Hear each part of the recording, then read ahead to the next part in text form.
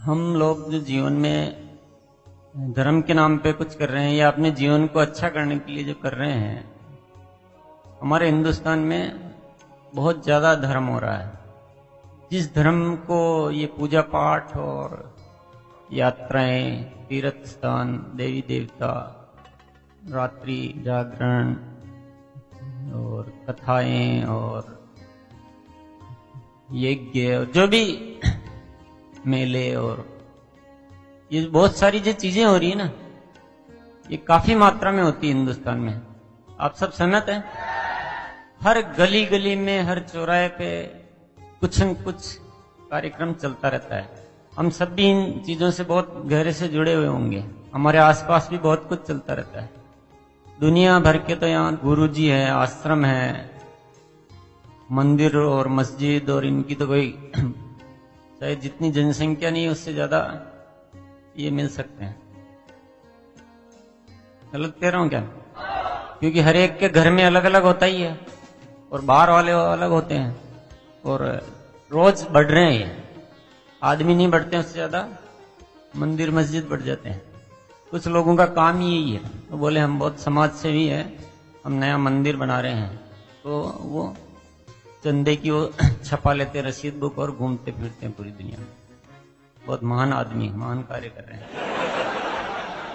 इस तरह का इतना सब कुछ हो रहा है हिंदुस्तान में, इतना ज्यादा, अगर उसको हम धर्म कहें तो काफी मात्रा में हो रहा है। और अगर ये सही धर्म है तो इतना धर्म होने के बाद पूरा हिंदुस्तान स्वर्ग बन जाना चाहिए। जिस देश में इतना धर्म हो रहा हो उस देश में तो सब कुछ अच्छा होना चाहिए ना। धर्म का परिणाम क्या होता है? अच्छा ही होता है, बुरा तो नहीं हो सकता। अगर धर्म हम इतना ज्यादा कर रहे हैं और उसका धर्म का परिणाम अच्छा होता है तो उस धर्म के द्वारा ये धरती स्वर्ग बन जानी चाहिए ना। आपस में ये प्रेम पैदा होना चाहिए, सब एक दूसरे के प्रति आकर्षण, अच्छे विचार आने चाहिए। पर ऐसा कहीं हो रहा है? होता हुआ तो नहीं दिखाई दे रहा है। रोज लड़ाई झगड़े बढ़ ही रहे हैं, एक दूसरे के प्रति विद्वेष बढ़ ही रहा है, कम तो कुछ भी नहीं हो रहा है। तो इससे बात समझ में आ जाती है कि हम कुछ न कुछ कोई बड़ी भूल कर रहे हैं। आती नहीं आती? जिस चीज को हम जीवन के लिए, और यहां तक कि हम जब उस धर्म करने की जरूरत आती है, उस दिशा में हम लगते हैं, तो बाकी इस जीवन की महत्वपूर्ण चीजों को भी छोड़ देते हैं। भाई आज तो हमारे पाठ है, कथा है, हमारे तो गुरु जी की कथा है, वहां जाना है। तो उसके लिए बोले आप किसी आदमी से जो वादा किया हुआ है, किसी का आपको पैसा चुकाना है, कोई आपका फर्ज है कारोबार को लेकर या और किसी को लेकर, वो सब छोड़ देंगे। कोई पैसा मांग रहा तो उसको भी कह देंगे आज तो मेरे कथा में जाना, कल आना। आप पैसा मांग रहा उसको चुकाना पहला आपका फर्ज है, कथा में जाना पहला फर्ज। तो हम नैतिक जिम्मेदारियों तक को भूल जाते हैं, लेकिन वो काम हमको लगता है कि हमारा जीवन का उद्धार तो वहां होना है। इस कदर इन चीजों में हम डूबे हुए हैं और उसका परिणाम कुछ भी ठीक नहीं हो रहा है। और सदियों सदियों से चल रही है ये बात, और इस कदर चल रही है कि पूरा देश, एक एक आदमी उसमें पूरी तरह से डूबा हुआ है। पर हम थोड़ा सा भी अगर अपने आप को जगाएं और विचार करें तो साफ समझ में आ जाता है कि हम बहुत बड़ी कोई भूल कर रहे हैं। इतना धर्म करें, अगर इतना वास्तविक धर्म होता तो ये आज धरती स्वर्ग बन जाती। हम आडंबरों को धर्म समझ रहे हैं, हम शारीरिक क्रियाओं को धर्म समझ रहे हैं। हम समझते हैं कि रोज ये इतनी पैदल यात्रा कर लेंगे, इतना त्याग तपस्या कर लेंगे, हम व्रत उपवास कर लेंगे, हम पूजा पाठ कर लेंगे, तो हमको इसके बदले में बहुत सारा परिणाम मिल जाएगा, हमारे दुख दर्द दूर हो जाएंगे। वहां भी हमारा लेन देन है, वो वास्तविक कोई मन का धर्म नहीं है। हम धर्म इसलिए करते हैं कि हमको वहां से कुछ न कुछ मिल जाए।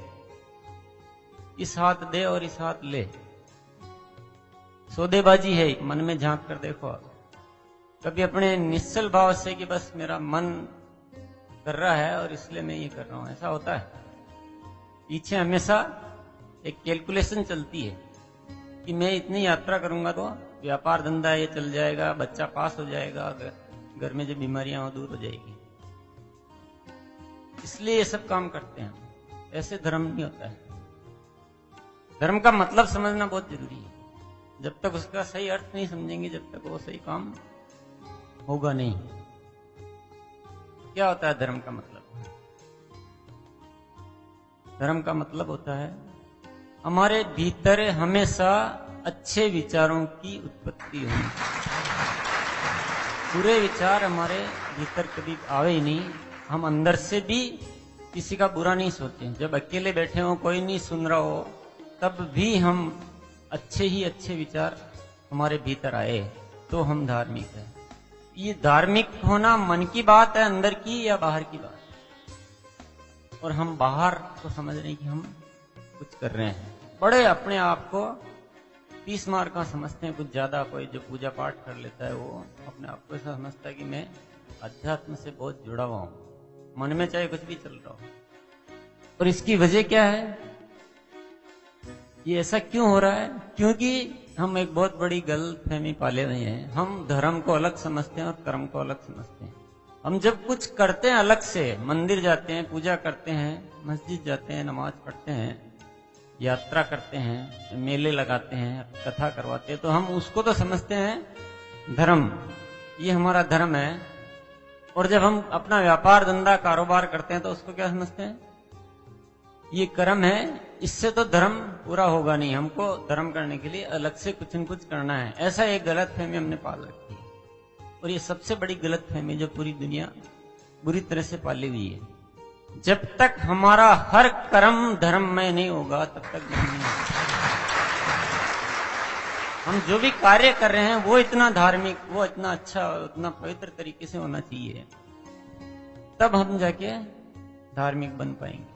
मैं तो कहता हूं एक आदमी कभी कुछ नाम ही नहीं लेता है, मंदिर भी नहीं जाता है, कुछ भी नहीं करता, न पूजा करता है, न देवी देवता की बात करता है, लेकिन आदमी इतना सच्चा है कि कभी भी किसी का बुरा नहीं करता है, अपनी ड्यूटी ईमानदारी से करता है, जिम्मेदारियां निभाता है, और जीवन में किसी से राग द्वेष नहीं रखता है, सबसे प्रेम से रहता है, दूसरों का भले के लिए कुछ न कुछ करता रहता है। बताइए वो आदमी धार्मिक है या नहीं? पर लोग क्या कहते हैं? ये आदमी धार्मिक नहीं है। मेरे को बड़ा आश्चर्य होता है कि जो आदमी इन आडंबरों में कम ध्यान देते हैं वो उल्टा ज्यादा धार्मिक नजर आते हैं। आडंबर वाले तो सोचते हैं कि हमने तो धर्म का काम तो कर लिया, अब हमको बाकी कुछ करने की जरूरत, मैं धर्म का लाइसेंस मेरे को पूरा मिल चुका, अब तो बाकी मैं कुछ भी कर सकता हूं। तो वो अपने आप सेटिस्फाइड हो जाता है कि मैंने तो धर्म तो खूब कर लिया, मैं तो आध्यात्मिक आदमी हूं। तो बाकी के कार्यक्रमों में कुछ भी ध्यान नहीं रखता है। लेकिन जो कुछ नहीं करता वो अपनी ड्यूटी पूरी नहीं समझता, वो उसको तो कुछ न कुछ करना है। ऐसा भी बहुत मिलता है, ऐसा जरूरी नहीं है पर ऐसा हो जाता है। अब आप कहेंगे कि ये सब चीजें, फिर ये मंदिर वगैरह ये सब क्या फालतू चीजें हैं क्या? मन में विचार आ रहा होगा ना, इतना सालों से, इतने जीवन से हम जिन चीजों को बहुत महत्वपूर्ण मान रहे हैं, इन चीजों का आप सही उपयोग लो तो इनका महत्व है, और सही उपयोग नहीं लो तो दीवारें हैं। यदि आपको वहां जाकर कोई ऐसा निश्चय करना है कि मैं आज यहाँ इसलिए आया हूं कि मेरे विचार पवित्र बने, तो मंदिर फायदेमंद है। और मंदिर जाकर भगवान के सामने कि हे भगवान, मैं आज तेरे द्वार पर कुछ मांगने आया हूं, मेरा आज दिन भर का व्यापार अच्छा चल जाए, मेरे बच्चे पास हो जाएं, ये बीमारी हो रही है दूर हो जाए, या आपके बार बार नमस्कार करता हूं, तुम बड़ा दयालु है, तो मेरी बात सुन लेगा। तो मेरे ख्याल से ये सब बेकार की ढकोसले है, क्योंकि वहां आप लालच से जा रहे हो।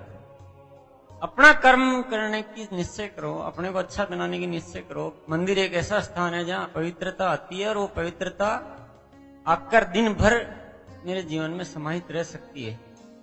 वो मंदिर इसलिए बनाए गए, मंदिर वहां मांगने के लिए नहीं बनाए गए भिखारियों के जैसे वहां भगवान के सामने मांगते रहे। हे भगवान, तू बड़ा दयालु है और मैं बड़ा नादान हूं, मैं तो अज्ञानी हूं, मेरे पापी हूं, मैं नीच हूं, मेरे को कुछ भी नहीं आता है, बस तू बड़ा दयालु है जो मेरा कल्याण कर देना।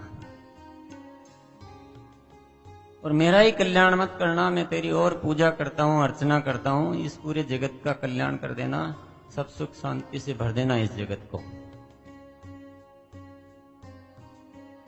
परमात्मा देखता है कि मैंने तेरे को इंसान बनाकर इस दुनिया में भेजा था कि इसमें कुछ कर्म कर, जिम्मेदारी ले और इस दुनिया को ठीक कर, इसलिए तेरे को धरती पर भेजा। तू फिर आके और मेरे को ये सारे काम अपने सौंप रहा है।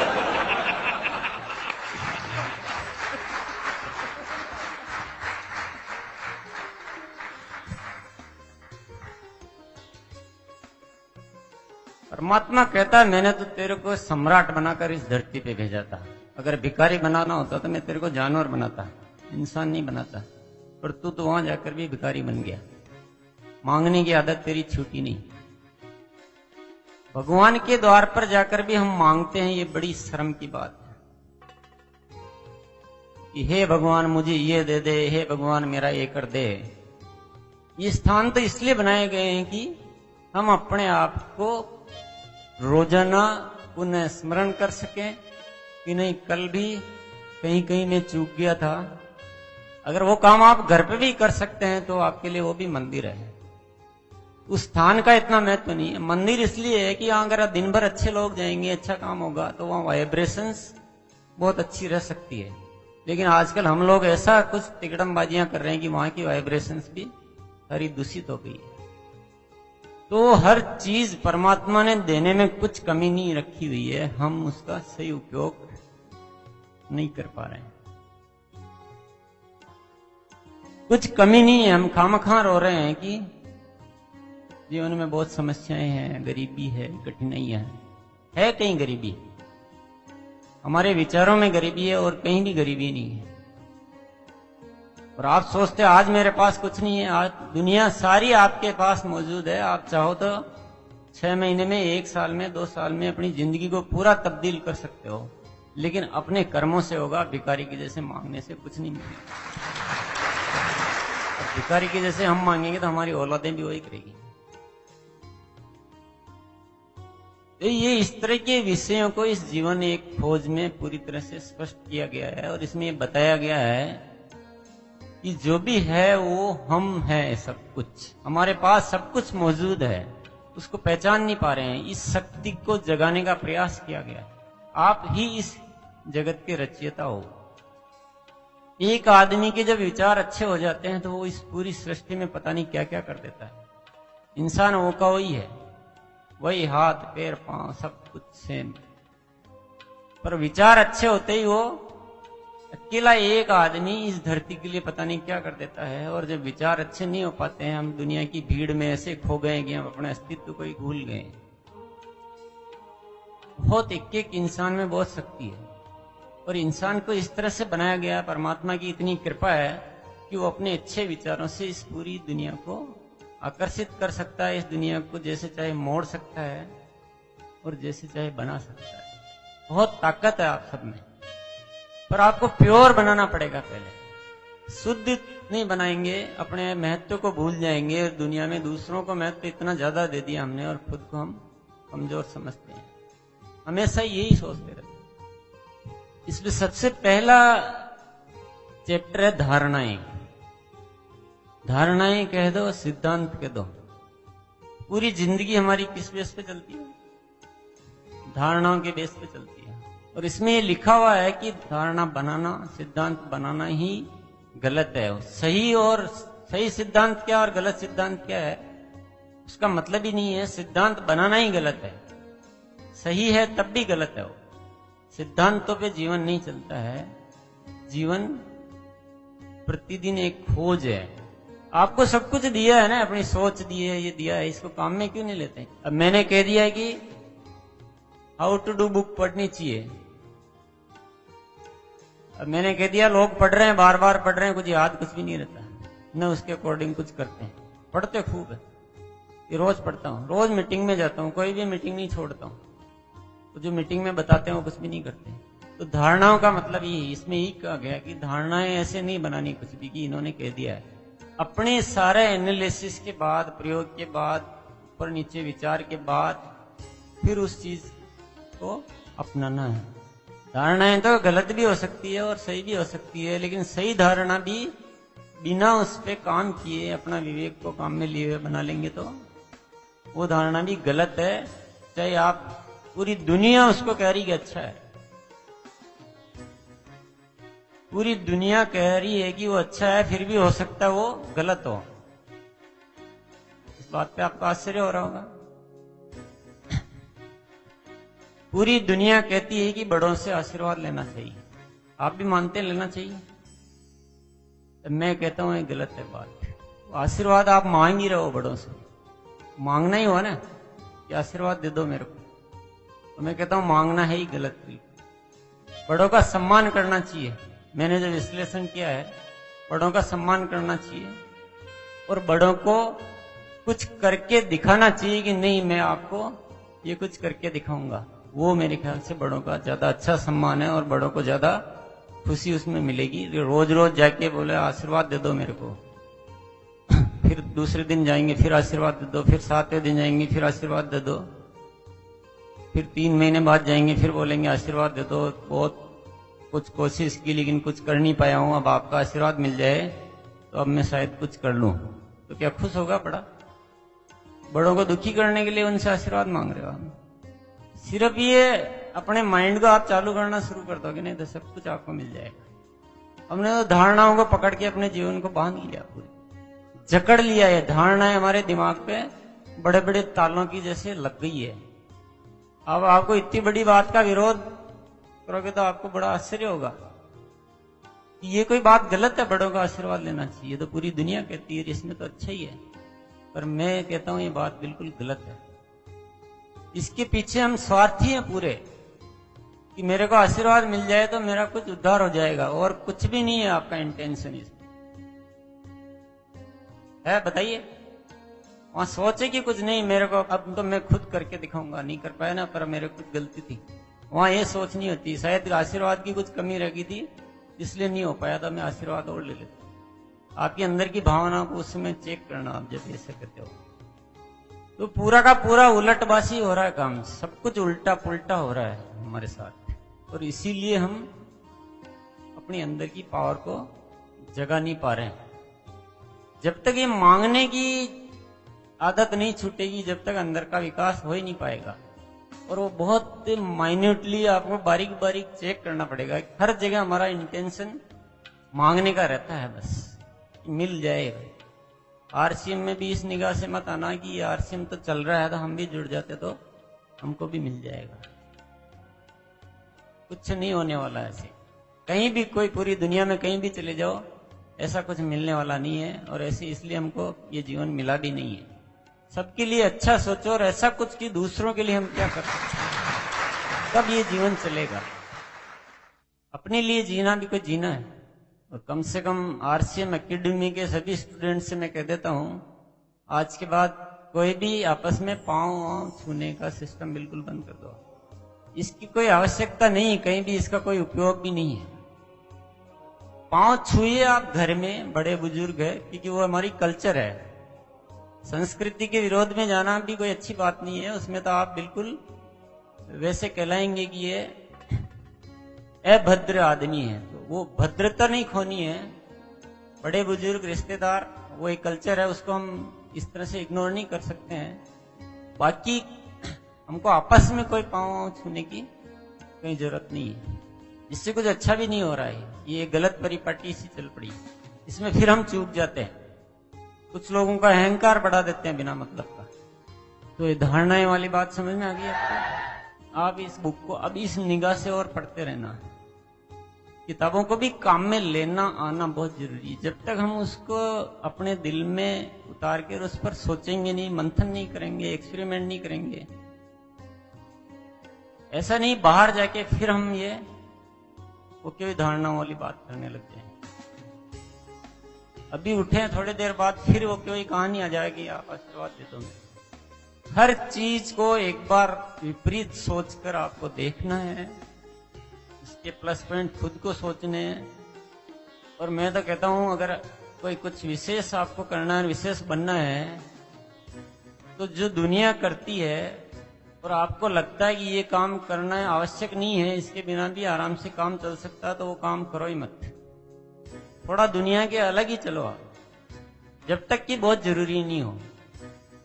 सारी दुनिया बर्थडे पार्टी मनाती है ना, तो आप उससे तो कुछ बिगड़ता था नहीं मनाएंगे तो अलग चलो। आप नहीं मनाते हमारे बर्थडे नहीं, हमारे तो हर दिन बर्थडे है, हर दिन दिवाली है, हर दिन होली है।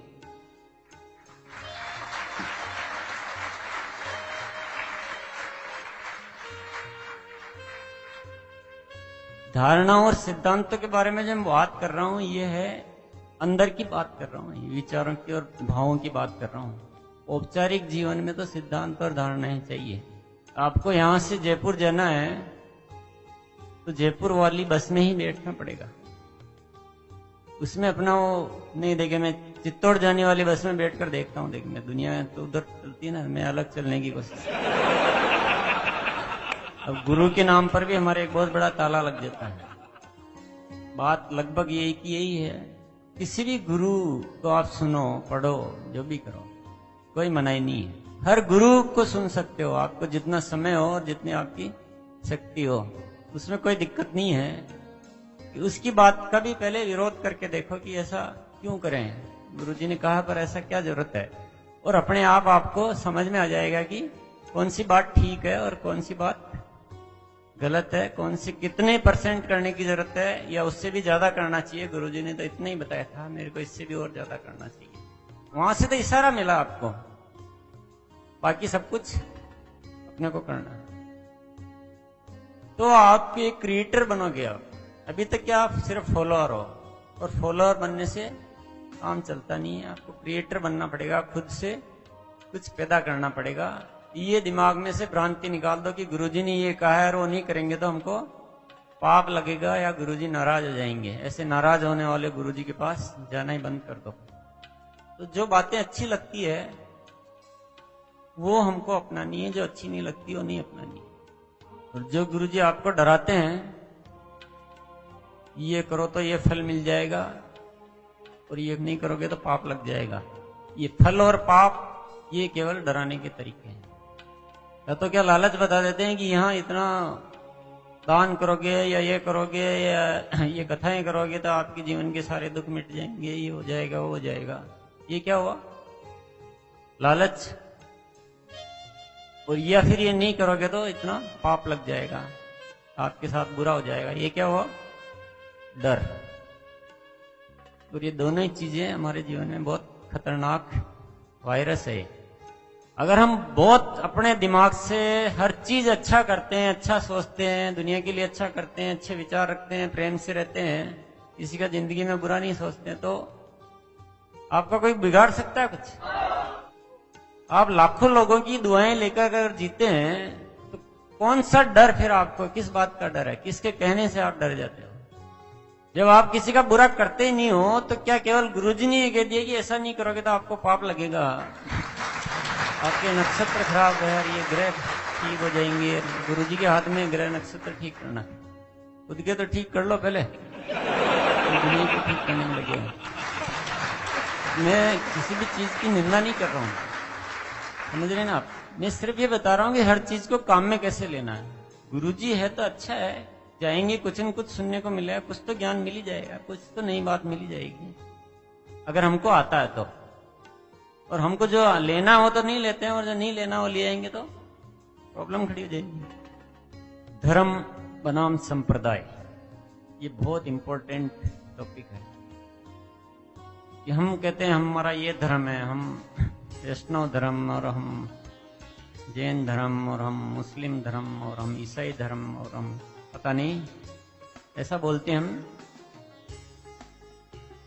कि हम ऐसे अलग अलग धर्म के लोग हैं। और इसमें ये लिखा हुआ है कि धर्म इतने हो ही नहीं सकते, जो इतने हो सकते हैं वो धर्म नहीं हो सकता है, वो सब संप्रदाय हो सकता है। धर्म को ऐसे अलग अलग नाम देने का अधिकार आपको है ही नहीं। और ये धर्म को अलग अलग नाम देने से बड़ी भ्रांति फैल रही है। जो इतने टुकड़ों में हो सकता है वो धर्म हो सकता है? नहीं हो सकता ना। जब परमात्मा एक हो सकता है तो धर्म अलग अलग कैसे हो सकता है? अब बीच में गुरु अलग अलग हो गए, तो गुरुओं के नाम पे हमने क्या कर दिया, बंटवारा कर दिया। बंटवारा करके और उन पे इतनी अटूट श्रद्धा आंख बंद करके कर ली। मुसलमान अपना कट्टर बन गए, हिंदू अपने कट्टर बन गए, ईसाई अपने कट्टर बन गए, और बस जो है हमारा ही धर्म है, बाकी सब बेकार।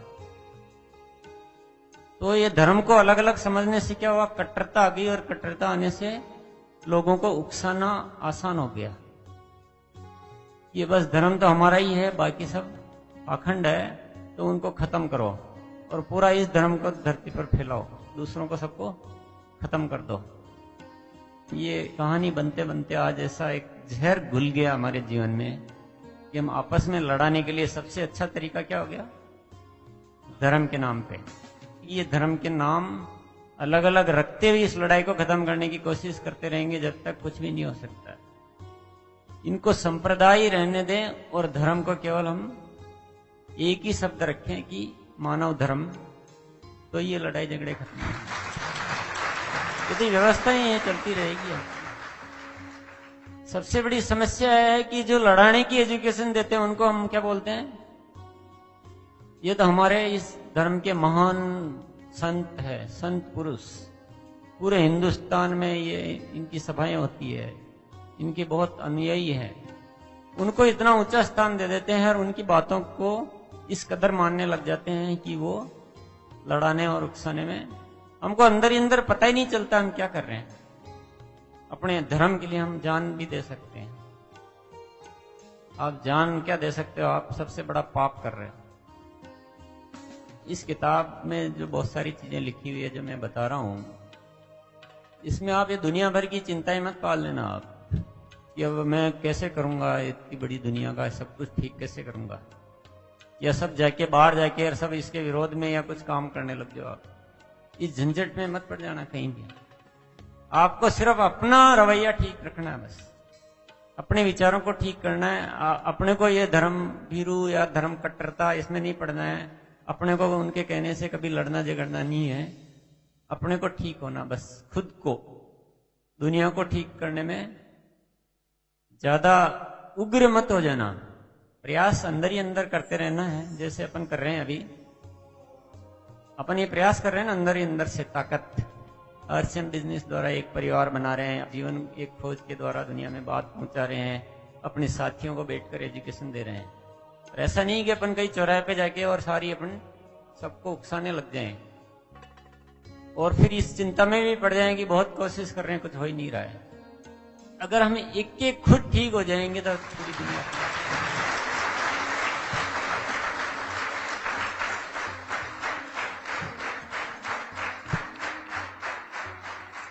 अब इस एक सही नजरिए से इस पुस्तक को आप पढ़ते रहे, आप ये काम खुद कर देगी। अगर किताब आप पूरी दुनिया में फैला दोगे और इस किताब को पढ़ना सीख जाएंगे, ये किताब सारा काम कर देगी। आप ये जिंदगी का सबसे बड़ा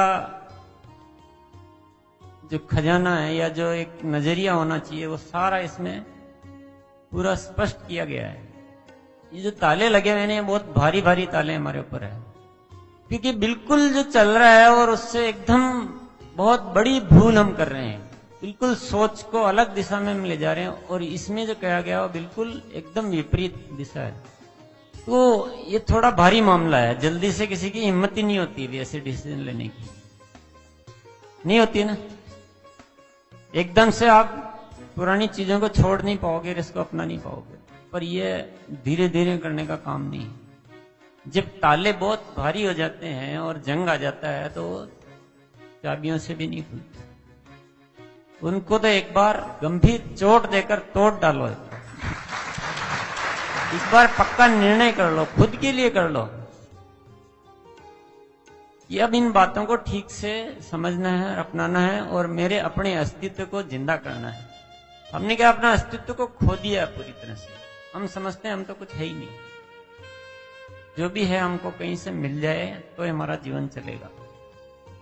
और ये इसी सोच की वजह से हमारा विकास ही रुक गया। सारा विकास जब ही शुरू होगा जब हम अपने अस्तित्व को जिंदा करेंगे, अपनी पहचान बनाएंगे, अपने विचारों के द्वारा कुछ अभिनव सोचेंगे, कुछ क्रिएट करेंगे हम।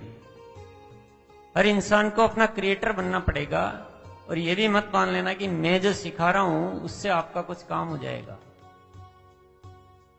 वो हो ही नहीं सकता। वो सब चीजें इसमें लिखी हुई है, लकीरें बना के और उस पर कोई चल जाए उससे काम हो जाएगा, कुछ नहीं होना। आपको अपनी अपनी खोज जारी रखनी पड़ेगी। जैसे मैंने कुछ खोज करने की कोशिश की, वैसे आपको भी अपनी खोज जारी रखनी है।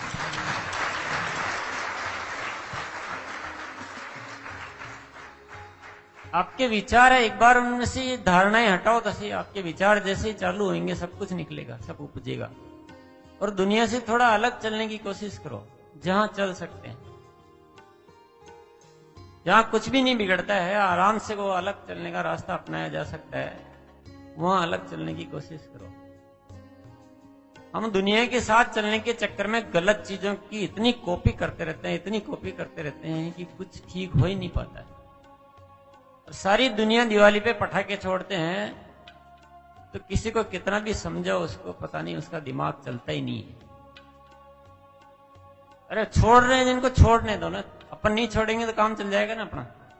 अब ऐसे ऐसे धीरे धीरे कुछ अलग करते जाओ दुनिया से, और आपको मन नहीं लग रहा है कि नहीं ये तो एंजॉय ये करना चाहिए, ऐसे तो जिंदगी में कुछ मजे ही नहीं रहेंगे, ऐसा भी सोचते ना, तो तुम मजा लेना तुमको आया क्या? अभी तो तुम कुछ मजा ही नहीं ले रहे हो। कुछ जिंदगी में क्रिएट करके देखो, फिर जिंदगी में कितना मजा है। ऐसे बर्बाद करने से थोड़ी मजा आता है। आपको होश ही नहीं है कि हम इस दुनिया को किस गलत दिशा में, कितना पॉल्यूशन फैला रहे हैं, कितने एक्सीडेंट हो रहे हैं, क्या हो रहा है, उससे कुछ मजा आ रहा है आपको? यानी आपकी आत्मा मर गई है और आपको ऐसी चीजों में भी मजा आता है। ऐसे आत्मा को मारो मत, आत्मा जिंदा रहने चाहिए। और हमें क्या हिम्मत नहीं होती कि पूरी दुनिया कर रही है तो हमें अब पता नहीं, मैं अलग सोचता हूँ ठीक नहीं होगा। ये सबसे बड़ी बीमारी है हमारे ऊपर। मैं तो कहता हूँ ज्यादातर चीजें वो सब गलत है जो पूरी दुनिया कर रही है। ज्यादातर चीज 90% गलत हो रहा है। अब लोग 31 तारीख को पता नहीं रात रात भर बाहर जा रहे हैं, कर रहे हैं, मेरे को कुछ समझ में आज तक नहीं आ पाया कि इसके पीछे लॉजिक क्या है।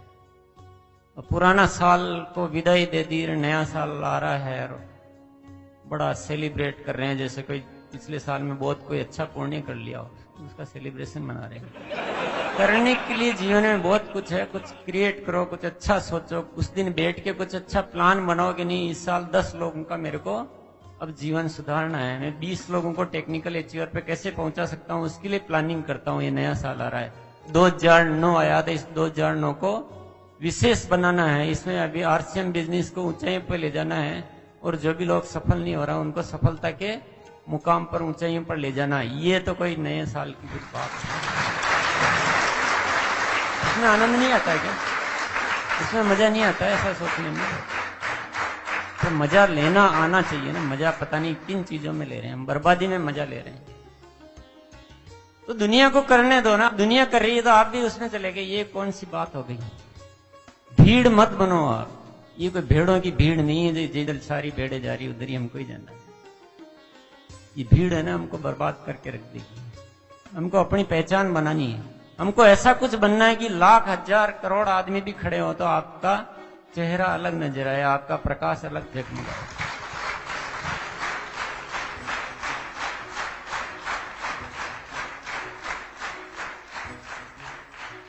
हालांकि मेरे कहने से आपको मानना नहीं है, आप अपने दिमाग से सोच के मानना।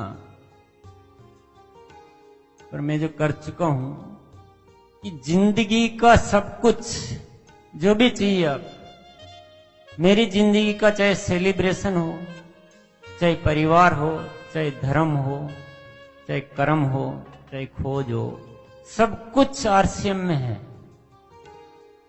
इससे बढ़कर धर्म मैंने जिंदगी में कभी देखा नहीं है, और इससे बड़ा सेलिब्रेशन, इससे बड़ी अचीवमेंट, इससे बड़ी उपलब्धि, इससे बढ़कर प्यार,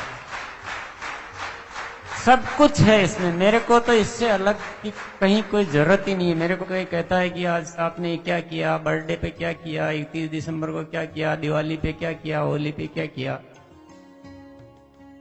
मेरा हर पल पल इसमें इतना आनंद है, इतना सब कुछ है, मेरे को कहीं किसी चीज की कोई जरूरत ही नहीं होती।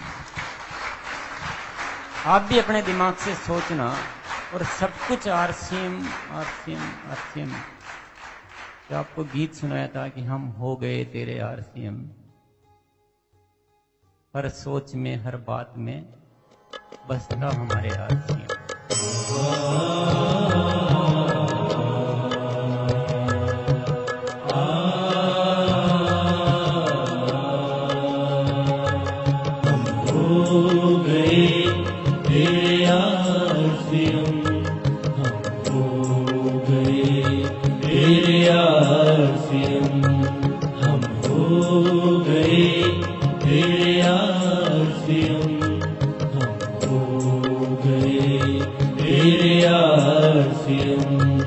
हर सोच में हर बात में बसता हमारे आरसीएम।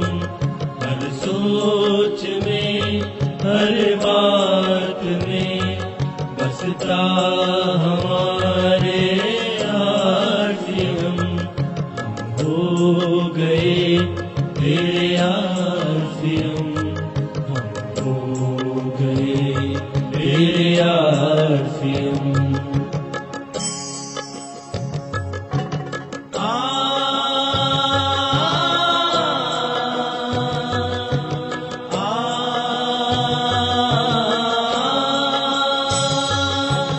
हर पल अब तू ही रहता, हर एक ख्याल में।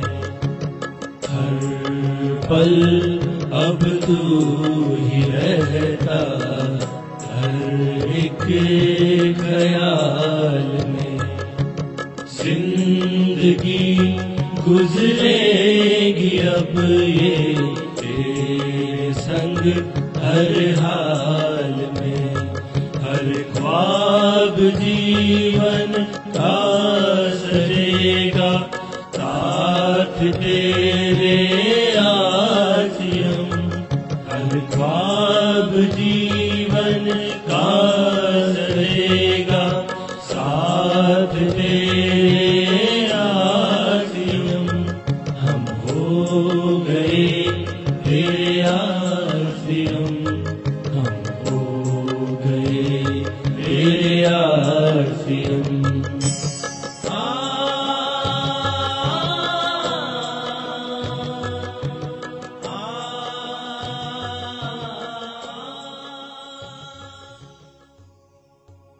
सब कुछ इसमें मौजूद है, कहीं कुछ जाने की जरूरत नहीं है आपको।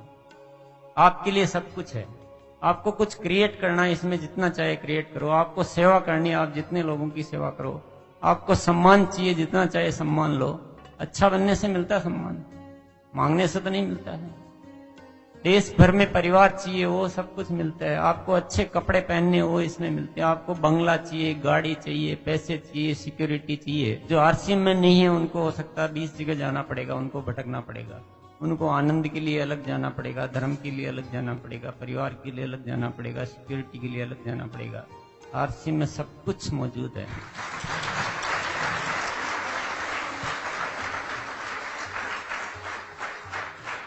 तो अपने दिमाग से खूब सोचना, ठोस निर्णय लेना और आरसीएम में किस तरह से चलना है वो। हालांकि मैं आपको बताने की कोशिश कर रहा हूँ, सब किताबों में भी लिखा हुआ है। मैं आपके साथ बैठकर रूबरू बात करने के लिए भी तैयार हूँ, लेकिन ज्यादा बेहतर होगा कि आप अपनी खोज करोगे आरसीएम के साथ किस तरह से चलना है। किसी के बताने से अपना अध्याय पूरा होता नहीं है कभी। आप इससे बढ़कर सोचो। आप आज अपना टारगेट बना लो कि आपको मेरे जैसा नहीं बनना है, मेरे से बेहतर बन के दिखाना है। आप एक बार लक्ष्य तो बनाओ, सब कुछ मिलेगा।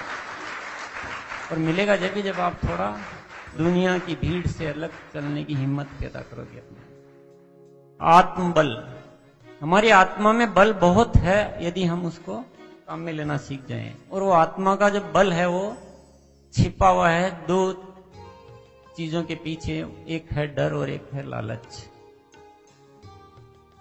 हमको इतना डराया हुआ है इस दुनिया में, मतलब अपने अस्तित्व को ही भूल गए, अपनी शक्ति को पूरा भूल गए।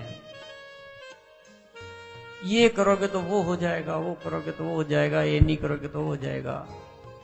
मैं कहता हूं ज्योतिष होगा, कोई विज्ञान होगा, वो कुछ पता लगा पाते होंगे और वो सही बताते होंगे। मैं ये भी नहीं कहता हूं कि वो गलत बताते होंगे, पर दो सत्य तो पक्के हैं कि सारे ज्योतिष सही नहीं बता पाते हैं। अब हम कैसे पहचाने कि कौन सा सही बता रहा है कौन सा गलत बता रहा है? इस चक्कर में हम उलझ जाते हैं। दूसरी चीज, वो कितना ही सही बताओ, वो आदमी की नींद को तो हराम कर देता है। कि वो फिर क्या है, जैसे उसके एक चीज बताई सही निकल गई उसकी, उसके बाद उसका जीवन चक्र पूरा बिगड़ जाता है उसका। वो फिर छींक भी लेनी हो तो ज्योतिष से पूछता है कि मैं छींक लूं या नहीं छींक लूं। कुछ शुभ घड़ी निकल जाती है, वो पूछने के चक्कर में ही रह जाता है। जो निर्णय लेने का समय ही निकल जाता है, और वो पहले के पूछ के करूंगा मैं तो, कि वो कहेंगे तो ये किया था तो बहुत नुकसान हो गया मेरे। अरे नुकसान क्या होता है? नुकसान क्या तुम्हारे पास है क्या जो चला जाएगा? खाली हाथ आए और खाली हाथ जाना है। ये जो दुनिया के खेल तमाशे, इसको नुकसान समझ रहे हो? 2 पैसा आज आ गया ज्यादा तो क्या हो गया, 2 पैसा चला गया तो क्या हो गया? आग लग गई तो लग गई, क्या है? ये तो सब कुछ होना ही है ना। तो वो केवल उस आग के बचाने के, नुकसान को बचाने के चक्कर में, कुछ गलत नहीं हो जाए उसको बचाने के चक्कर में हम इन चक्रों में पड़ जाते हैं, इतने भारी उलझ जाते हैं कि कितना ही सही ज्योतिष तो सही बता रहा है, लेकिन हमारा पूरा कार्यक्रम बिगड़ जाता है, नक्शा बिगड़ जाता है आदमी का। होता है नहीं होता है? मैं ये नहीं कह रहा हूं ज्योतिष गलत है, ऐसे ये मेरा मैटर ही नहीं, ये सब्जेक्ट ही नहीं अपना। अपने तो ये मान के बैठो ना कि गलत था, एक दिन तो ऊपर जाना ही है और खाली हाथ जाना है। तो ये तो सब खेल तमाशे है। थोड़ा ज्यादा मिल जाएगा तो भी ठीक है, रहेगा आनंद से तो रहे, अपने मस्ती से। उन चक्करों में कहां पड़े? और उन चक्करों में पड़ते आपका हिसाब किताबी मन हो जाता है। वो करूंगा, इतनी बजे चलूंगा तो सही पहुंचूंगा, ये इतना मुहूर्त पे ये करना है, वो इतना हिसाब किताबी कि वो पैसा पैसा पैसा। ज्योतिष पे जाता आदमी सिर्फ पैसे के लिए या कुछ परिवार के कुछ कामों के लिए, बस। ये क्या है? ये बंद करो। ये मैं तो कहता हूं भले ही वो आदमी ज्यादा पैसा कमा लेता है, पर वो क्या सुखी है क्या? आप तो ये देख लो। और अपने को सुखी होना है या पैसा कमाना है? तो सुखी होना तो ये सब चक्करबाजी बंद करो। अपनी आत्मा की शक्ति को जगाओ।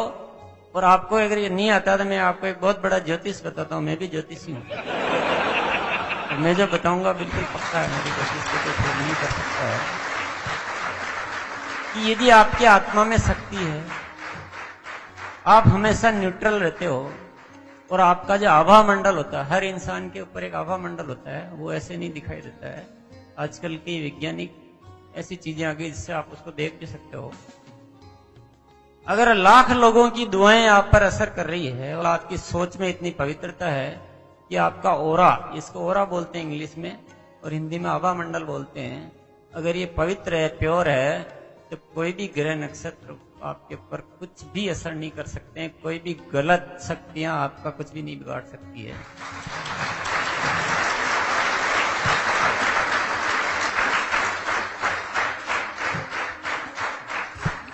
ये एक पक्का ज्योतिष है। दूसरा ज्योतिष ये है कि नक्षत्र में ताकत है जो आपके जीवन को प्रभावित करते हैं। एक शक्ति है, एक कोई भी चुंबक जो भी है, उसके द्वारा वो आपके जीवन को प्रभावित करते हैं। ठीक है, पर आपके भीतर भी एक ऐसी शक्ति है कि उस शक्ति से भी आप विजय पा सकते हो। आपकी जो किस्मत में जो लिखा हुआ है, आप अपनी पवित्रता द्वारा, आप अपनी क्रिएशन द्वारा, आप लाखों लोगों की दुआओं के द्वारा उन सब चीजों को आप उस ज्योतिष से भी आगे जाके आप अपना एक अलग प्रभाव पैदा कर सकते हो। ये शक्ति तो, शक्ति से जीतने के लिए बड़ी शक्ति चाहिए, और बड़ी शक्ति हम अपने भीतर पैदा कर सकते हैं।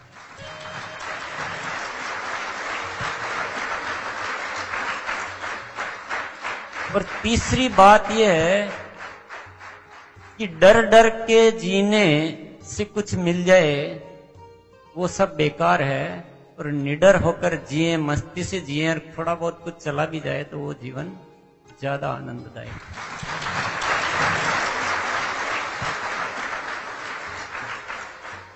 इस ज्योतिष को कोई फेल कर सकता है?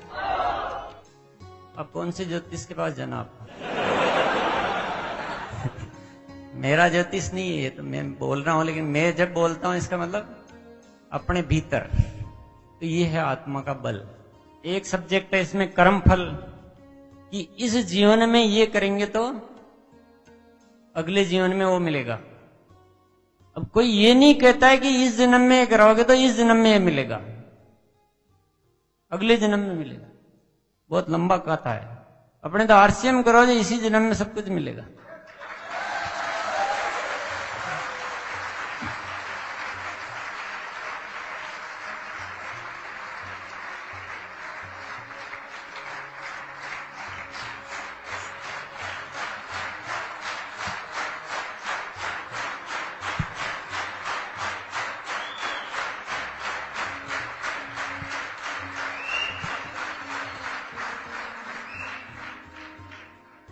जब भी कोई लंबी कहानी बताता है कि ऐसा करोगे तो अगले जन्म में मिलेगा, वहीं समझ लो कि ये पाखंड है। और अभी का जीवन तो सुधार ले पहले। अभी का तो सुधारा नहीं, अगले जन्म में सुधारने में लग गया। अभी तो कुछ है ही नहीं, खाने के पता नहीं, कुछ अच्छा कुछ जीवन में कर नहीं पा रहे हैं, बच्चों को पढ़ा नहीं पा रहे हैं, और अभी अगले जन्म की सोच रहे हो। तो ये मैं कहता हूं, न अगला जन्म न अभी का जन्म। ये सौदेबाजी बंद करो। तो ये मिलेगा इसलिए ये कर रहा हूं, ये सौदेबाजी है, और ये सारे आपके जीवन का आनंद को खत्म कर देती है।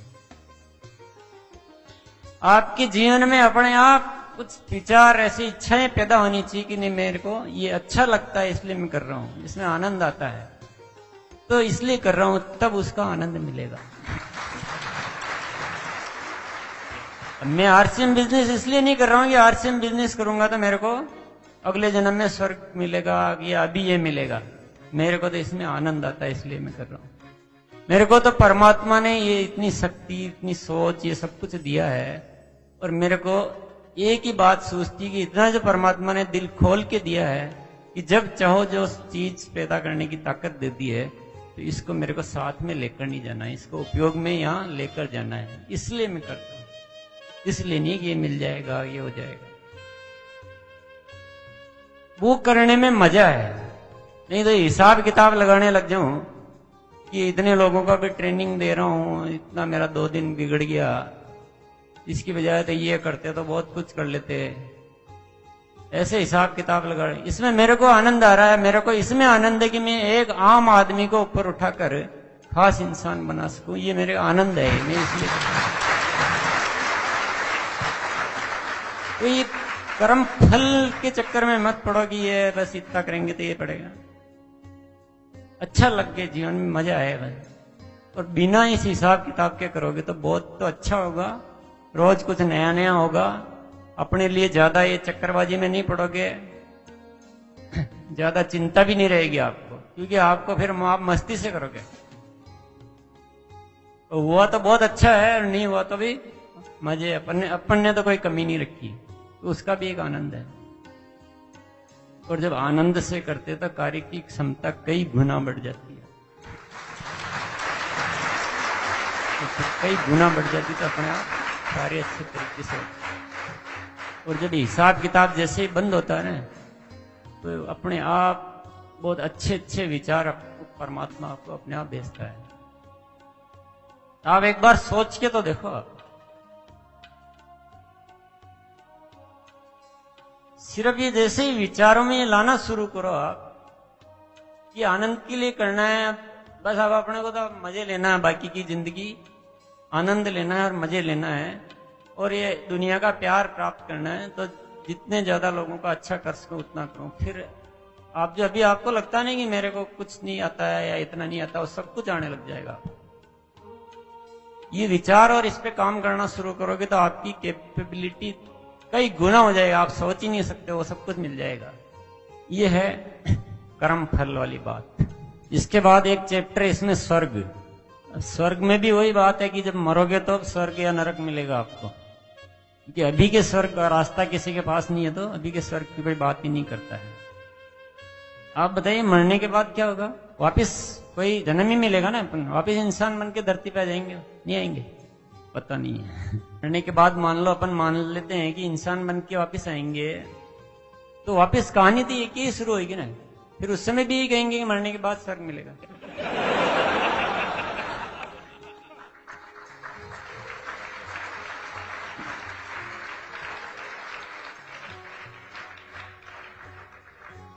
तो ऐसे कब तक इंतजार करते रहेंगे?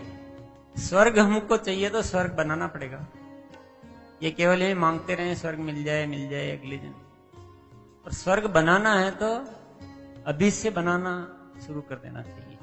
और स्वर्ग कैसे बनता है, ये जो भी अपन बातें कर रहे हैं, और जो इन बातों को ठीक समझ लो कि आपके विचार अच्छे हों और आप हर समय सामान्य स्थिति में रह सकते हो।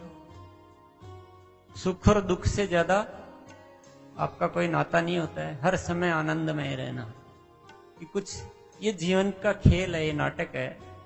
जैसे 3 घंटे की पिक्चर होती है, ये 30 घंटे की होगी, 300 घंटे की होगी, 3000 घंटे की होगी, या कुछ छोटी थोड़ी बड़ी पिक्चर है, वो छोटी पिक्चर होती है। इस पिक्चर को देखते रहो और अपने एक सामान्य भाव से हम हर स्थिति में रह सकें, अच्छे विचार हमारे जीवन में हो और इन शक्तियों का सदुपयोग कर सकें, पश्चाताप जीवन में नहीं रहे, तो यही तो स्वर्ग है। और क्या स्वर्ग है? मन की सही स्थिति तो स्वर्ग है ना हमारे लिए, कि वहां महल बने हुए हैं, वहां अप्सराएं नाच रही है, वो स्वर्ग है। ये तो कहानियां हैं। जब सत्य साथ में पकड़ में नहीं आता तो झूठी कहानियां बना दी जाती है। और जब कहानियां बहुत पुरानी हो जाती तो हम उनको क्या कह देते हैं? शास्त्र कह देते हैं। और जब शास्त्र का नाम आ जाता तो फिर एक ताला हमारे दिमाग पे लग जाता है, ये तो शास्त्रों में लिखा हुआ है।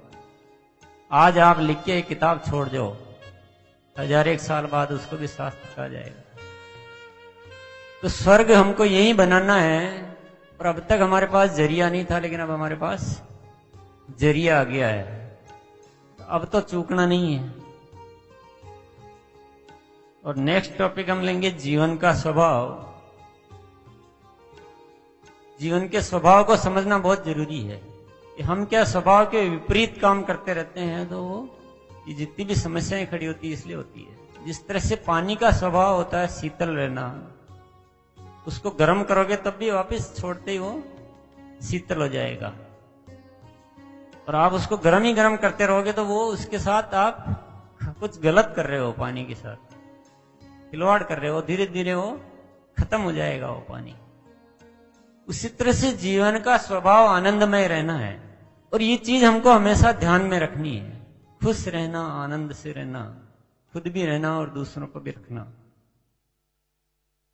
ये अगर समझ में आ गई बात तो हमारे से जीवन में जितनी भी गलतियां होती है वो सब खत्म हो जाएगी। जैसे आप स्मरण करोगे कि जीवन का स्वभाव तो आनंदमय रहना है, तो आप किसी को पीड़ा पहुंचाओगे? किसी के साथ जालसाजी करोगे, छीना झपटी करोगे, गलत शोषण करोगे किसी का? वो अपने जीवन का स्वभाव है और इसको स्मरण रखना है और इस स्वभाव को बनाए रखना है। इसी में हमारा भला है, नहीं तो हम खुद को खत्म करते जा रहे हैं। और धीरे धीरे अगर ऐसा ही करते रहेंगे तो ये यहीं का यहीं नरक मिल जाएगा, कहीं जाने की जरूरत नहीं।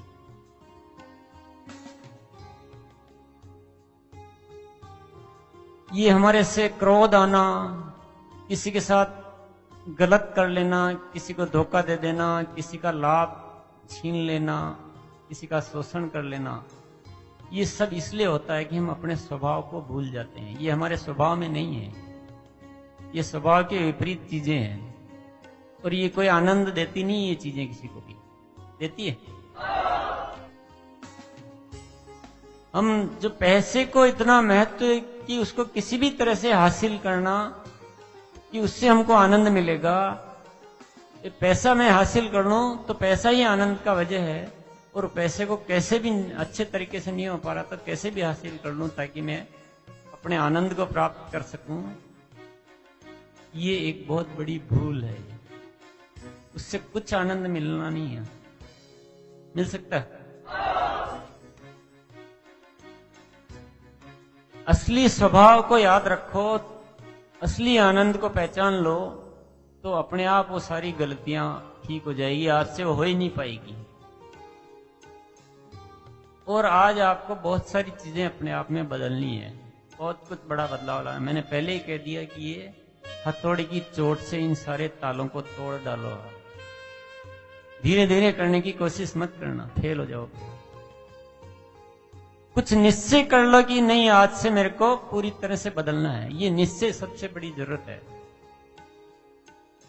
हम समझते तो सारी बातें जा रहे हैं, पर ये निश्चय नहीं करते कि नहीं, आज से मेरे को कुछ बदलने की जरूरत है। हम समझते हैं हाँ बस ये ठीक है, हाँ ये बात ठीक है, मैं मानता हूं, एग्री करता हूं, पर उससे कुछ काम होने वाला नहीं। अपने को भीतर से रूपांतरित करना है, पूरा अपने आप को बदलना है। और ये आज निश्चय करना पड़ेगा पक्का, और उसको एक्शन में लाना पड़ेगा।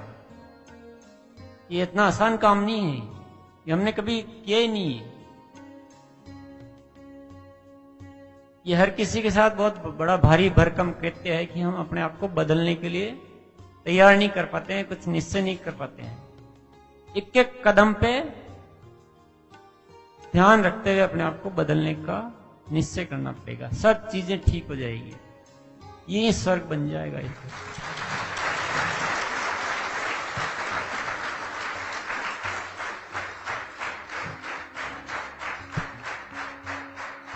परमात्मा का भी इसमें एक टॉपिक है। परमात्मा को किस किसने देखा? किसी ने नहीं देखा। और परमात्मा को किस किसने महसूस किया? अगर हम आंखों से देखने वाली बात करें तो परमात्मा को किसी ने नहीं देखा है, लेकिन मन की आंखों से महसूस करें तो हर समय उसका एहसास आपको हो जाएगा।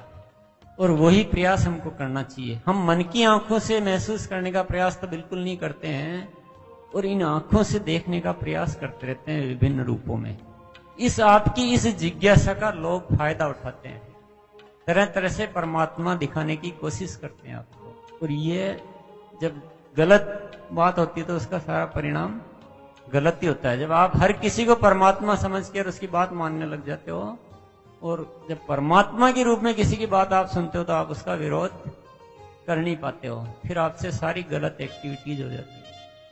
परमात्मा को महसूस करना है, उसको मानना है, उसको जानना नहीं है। एक चीज और, उसके हाथ कितने हैं, पैर कितने हैं, कैसी आंखें हैं, कैसा कलर, किस साइज का है, कहाँ रहता है, इन सारे चक्करों में मत पड़ना। उससे आपको कोई मतलब भी नहीं है और आपके अधिकार की बात भी नहीं है, और कुछ भी सही जानकारी आपको कहीं से मिलेगी भी नहीं, और मिल भी जाएगी तो आप कुछ भी नहीं कर पाओगे। आपका भला यह है कि उसको मानो और उसको महसूस करो। ये पूरा जो अस्तित्व है ये परमात्मा का बनाया हुआ है, और हम उसके हिस्से हैं। तो परमात्मा हैं हम सभी, परमात्मा का हिस्से ही तो हैं। और जब इतनी बड़ी सोच अगर हमारे भीतर आ गई है कि हम परमात्मा हैं, परमात्मा का हिस्सा है, जो भी शब्दों में बोलो, पर ये एग्जिस्टेंस का हिस्सा है, तो आपसे गलत विचार आ पाएंगे आपके। हर पल उस घड़ी को याद रखो तो आपके जीवन में स्वतः आनंद मिल जाएगा, स्वतः सही कर्म होगा, स्वतः शक्ति आ जाएगी। और हम तो उसको कभी कभी जाकर याद करने की कोशिश करते हैं, और याद भी नहीं करते हैं। अपन तो उसको ऊपर ऊपर से लिपा पोती करने की कोशिश करते हैं कि हम तो चावल चढ़ा रहे हैं, हम तो नारियल चढ़ा रहे हैं, हम तो फूल माला चढ़ा रहे हैं, और परमात्मा के चढ़ा रहे हैं। परमात्मा पता नहीं कहाँ है, पर आप किस चीज को कहाँ परमात्मा मानकर और पता नहीं क्या क्या एक्टिविटीज कर रहे हैं। ये बाहर का मामला नहीं है इतना, ये महसूस करने का मामला है। और बाहर में इतने लीन और तल्लीन हो गए हैं कि अंदर से महसूस करना बिल्कुल भूल ही गए। हर घड़ी और हर पल, ये कोई 10 मिनट बैठ के याद करने की चीज नहीं है। जब भी आप सोच रहे हो तब आपको एहसास होना चाहिए कि कुछ भी कर्म का डिसाइड करना तो मैं इस अस्तित्व का हिस्सा हूं। उस बात को याद करते हुए आपको कोई बुरे विचार आ पाएंगे? इतनी अगर सोच डेवलप हो गई, अब ये सोच डेवलप करने के लिए हमको सिखाया जाता है कि 2 घड़ी बैठकर उसका स्मरण कीजिए। वो आदत में लाने के लिए है। वो 2 घड़ी और 2 पल बैठ के स्मरण करने से पूरा जीवन ठीक नहीं हो जाएगा। वो आदत में लाने के लिए ठीक है, लेकिन आपको हर सोच में, हर कृत्य में उसको याद रखना है। अपने हर कृत्य को पवित्र बनाना है। हर काम करते समय वो परमात्मा का स्मरण रहना चाहिए। ऐसा नहीं कि दिन में 1 घंटा तो परमात्मा के साथ रहे और बाकी 23 घंटे अपने काम में व्यस्त रहे। उससे तो अस्त और व्यस्त हो जाएंगे आप। हर पल परमात्मा की नजदीकी महसूस करें। उसके लिए शुरू में अभ्यास करना हो तो आप अलग से बैठ के अभ्यास करें, वो एक अलग चीज है। आगे बात समझ में आ गई? कुछ महसूस हो रहा है कि हम जीवन में आडंबरों को ज्यादा पाल रखा है, तो जब तक उनको छोड़ेंगे नहीं, जब तक भला नहीं होने वाला है। थोड़ा कठोर निर्णय ले लो एक बार। टुकड़े टुकड़े में लेने की कोशिश मत करो। सोचने का ज्यादा समय खराब मत करो कि चलो आज समझ में आई है, फिर देखता हूं थोड़े दिन और। तब तक तो आपकी ऊर्जा ही क्षीण हो जाएगी। और एक सबसे इंपॉर्टेंट सब्जेक्ट है जागरण। कि जागरण के बिना सारी बातें बेकार है। सपोज करो आपको कुछ निर्णय लेना है, आप किताब पढ़ रहे हैं, आप किसी के साथ बातचीत कर रहे हैं। अब मैं आपसे बातचीत कर रहा हूं इस समय मेरे को होश नहीं है।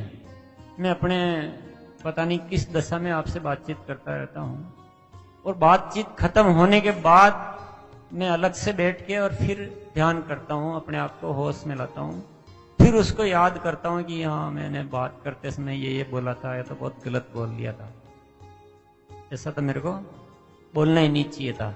इससे काम हो जाएगा। अगर मेरे को इतना होश पूर्वक रहना है कि बात करते समय एक एक शब्द जुबान से निकलते समय में होश है कि मैं क्या बोल रहा हूं। इतनी सारी बातें जो हम कर रहे हैं, अब ये इन बातों को अब आगे की जीवन में हर सोच के साथ, हर निर्णय के साथ, हर कर्म के साथ इन सारी बातों को याद रखना पड़ेगा। और याद कब रहेगा? जब हम होश में रहेंगे। हम आदतों के वश वगैरह कुछ करते रहेंगे कि हमारी आदत है इसलिए हम करते जा रहे हैं, तो आपसे कुछ बदलाव हो पाएगा? तो अभी जीवन में जो भी आज तक करते आ रहे थे, अब उन्हीं चीजों को, चाहे आप खाना खा रहे हो, खाना उठा रहे हो, किसी से मिल रहे हो, किसी से हाथ मिला रहे हो, हर एक्टिविटी में अब होश पूर्वक रहने की आदत बनाओ। और होश का मतलब जो अब तक जो आप बोल रहे थे, जिन चीजों को मान रहे थे, उनका थोड़ा विरोध करके सोचना शुरू करो। इससे आप में होश, अवेयरनेस आएगी कि अभी तक मैं ये करता था, अब इस चीज को अगर मैं ऐसे नहीं करूं तो, ऐसा सोच कर देखो। ऐसे बोलता था, अब ऐसे नहीं बोलूं तो, इसकी बजाय ऐसा बोलूं तो, ऐसा एक होश अंदर चालू रहना चाहिए। इसका अभ्यास करना पड़ेगा। ये ऐसे नहीं होगा जल्दी से। अभ्यास कैसे करेंगे? या तो आदत बनानी हो तो एक पर्ची रख लें जेब में, और पर्टिकुलर एक्टिविटी के टाइम उसको देखते रहें कि अब मैं जो गुस्सा करूंगा वो होश पूर्वक करूंगा। तो आज यही एक प्रैक्टिस के लिए ऐसा करें। तो एक पर्ची रख लें जेब में, जब भी गुस्सा है तुरंत पर्ची निकाल के कि हाँ ध्यान से करना है, आज गुस्सा ध्यान पूर्वक करना है। फिर जो भी करना है आप होश के साथ करो। जहाँ गुस्से में कितना करना चाहिए, किस हद तक उसको बोलना है, ये मजाक वाली बात नहीं है। ऐसे ही आप जागरण पैदा कर सकते हो, और कोई तरीका नहीं है। जो गुटखा खाते हैं वो गुटखे के लिए पर्ची रख लेंगे, अब जब भी गुटखा खाऊंगा तो होश पूर्वक खाऊंगा। होश पूर्वक का मतलब फिर उसमें से आप जेब में से पुड़की निकालेंगे, उसको खोलेंगे। हमेशा ध्यान रखो हाँ कैसे कैसे चल रहा है काम, और किधर ध्यान नहीं होना चाहिए, उसी पे ध्यान होना चाहिए। फिर थोड़ा सा निकाला उसमें से, उसको देखा, एक पीस छोटा है, इसके अंदर इसमें कितना जहर है, इसमें कितना स्वाद है, उसको फिर जीभ पे रखो। फिर सोचो हाँ जहर धीरे धीरे अंदर जा रहा है, शरीर को खराब कर रहा है। ऐसे होश पूर्वक करो काम को। कर सकते हैं? कौन कौन गुटखा खा सकते हैं ध्यान पूर्वक? इतना ध्यान से अगर करेंगे तो कुछ गलत काम हो पाएगा आपसे? ध्यान से करेंगे तो गुटखा खा पाएंगे, ध्यान से करेंगे तो सिगरेट पी पाएंगे, ध्यान से करेंगे तो शराब पी पाएंगे, ध्यान से करेंगे तो आप क्या गुस्सा कर पाएंगे? गुस्सा नहीं करना है, ये चिंता छोड़ दो। गुस्सा खूब करना है पर ध्यान से करना है, और गुटखा भी खूब खाना है पर ध्यान से खाना है। बातें भी करनी है तो ध्यान से करनी है, भले वो ध्यान की वजह से बातें आधी रह जाए चलेगा, कम बातें कर लो पर जो भी करो ध्यान से करो। और जैसे मेरे से जैसे अटक अटक के भी बोलना शुरू कर दोगे तो भी चलेगा, पर जो भी है ध्यान से बोलो, उससे कोई फर्क नहीं पड़ता है। आपको बुरा नहीं लग रहा कि बीच बीच में सोचने लग जाता हूं? लगता बुरा? कोई किसी को बुरा नहीं लगता है। अपने हर चीज ध्यान पूर्वक करो, जब ये सब चीजें ठीक हो पाएगी।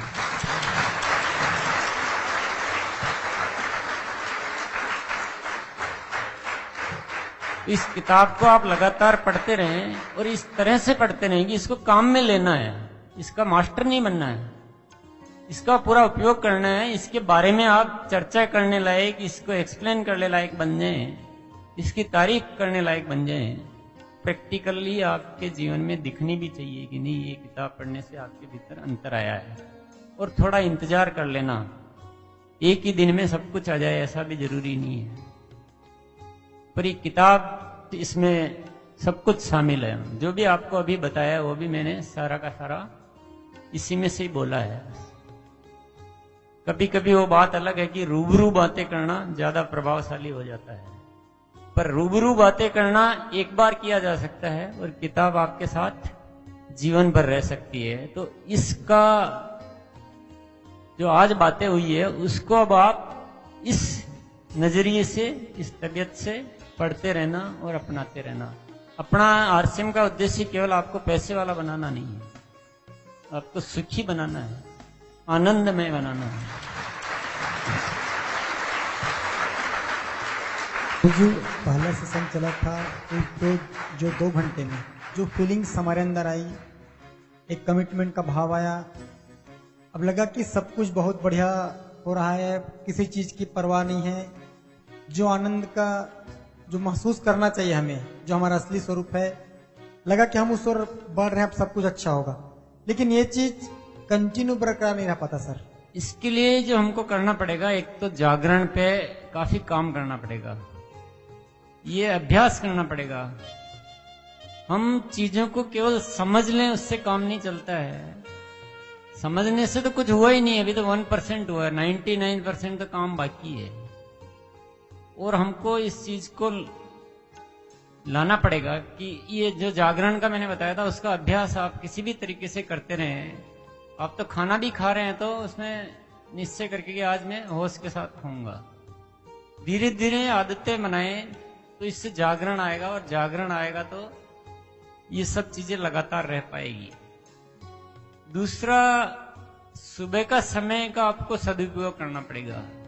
खुद से प्रतिदिन बैठकर रोज के लिए कुछ सोचना, थोड़ी देर विचार करना है, निश्चय करना है, निर्णय लेने हैं, कुछ क्रिएट करना है अपने दिमाग से। तो रोज करते करते करते ये है जो सीमा में नहीं रहना है अपने को, इससे और आगे बढ़ना है। कोई भी किताब ले ली तो पढ़कर उस पर थोड़ी सी लाइनों को पढ़कर उस पर अपने दिमाग से फिर काम करें। तो रोज काम करेंगे तब रोज लगातार रह पाएगा। कि आज समझ लिया इससे हो जाएगा, इस समझने से तो कुछ भी नहीं होगा। समझने से तो हम एग्री हुए कि हाँ ये बात ठीक है, करना तो सारा बाकी है। तो इसलिए अपने को सक्रिय भूमिका निभानी पड़ेगी इसमें। ये आज हो गया, आज मीटिंग में आ गए तो ये अपना काम पूरा हो गया, अब जैसे पहले चल रहे थे वैसे चले जाएंगे, तब नहीं होगा। आप जीवन एक खोज की अगर बहुत तारीफ कर रहे हैं लेकिन आपके एटीट्यूड में कोई चेंज नहीं आया तो आपकी तारीफ बेकार है। आपको झलकना चाहिए आपके गतिविधियों से, आपके सोचने से। तो ये थोड़ा करते करते करते करते एक दिन अपने आप, मतलब हर दिन आपकी प्रोग्रेस होनी चाहिए। आज से कल बेहतर होनी चाहिए। आज से कल कमजोर हो रहे तो यानी काम अधूरा है। जितना आज है उससे कल और बेटरमेंट आना चाहिए उससे।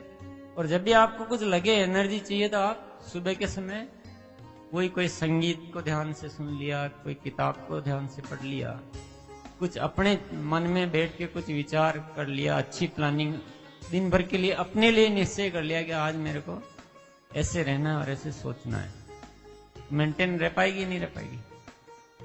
रह जाएगी। तो दूसरों को नहीं देखना है, अपनी प्रोग्रेस को खुद करते रहना है। दूसरे नहीं कर रहे हैं, दूसरे ही सब ऐसे ही हो गए तो ठीक है। उसने भी गुटखा उस दिन तो छोड़ा था, पर अब तो वापिस चालू कर दिया, तो मैं भी कर लेता हूँ। दूसरों की कमियों को नहीं अपनाना है, तो दूसरों की अच्छाइयों से भी आगे निकलकर खुद को, अपने आप को इस दुनिया में न्यारा बनाना है, निराला बनाना है। और किसी का है भाई? यस। मैं जानता हूं कि आरसीएम एक बिजनेस कंपनी है, लेकिन आप जिस तरह से समझा रहे हैं तो मैं पर्सनली आपके बारे में जानना चाहता हूं। ज्ञान दो टाइप का होता है, एक परोक्ष ज्ञान और एक अपरोक्ष ज्ञान। जब आप अंतर्ज्ञान की बातें करते हैं तो आध्यात्म से जुड़ा है, और आध्यात्म हमारे मन की अंतरात्मा से जुड़ा है, न कि भौतिक ज्ञान से। आप इसका संयोजन कैसे कर पाते हैं और आप इसका उद्देश्य क्या समझते हैं, इसके बारे में थोड़ा विश्लेषण कीजिए। ये तो मैंने पहले ही क्लियर कर दिया था कि अंतर्ज्ञान या अध्यात्म और जो हमारा कर्म है, ये दोनों को अलग अलग हमने कर रखा है। और मैं तो मिलाने की बात कर रहा हूं कि हर कर्म में अध्यात्म आना चाहिए, हर कर्म में अंतर्ज्ञान आना चाहिए। कि आप बिजनेस भी अंतर्ज्ञान के द्वारा क्यों नहीं करते हो? बिजनेस में भी हम जब प्लान भी दिखा रहे तो हमारे मन में विचार होने चाहिए कि किसी इंसान का कैसे भला करना है। इसलिए नहीं कि अपने डाउनलाइन बढ़ानी है, उसको कैसे भला करना है, उसको कैसे जीवन में आगे बढ़ाना है। वो अंतर्ज्ञान की बात हुई, और इधर कर्म हुआ, बिजनेस हुआ।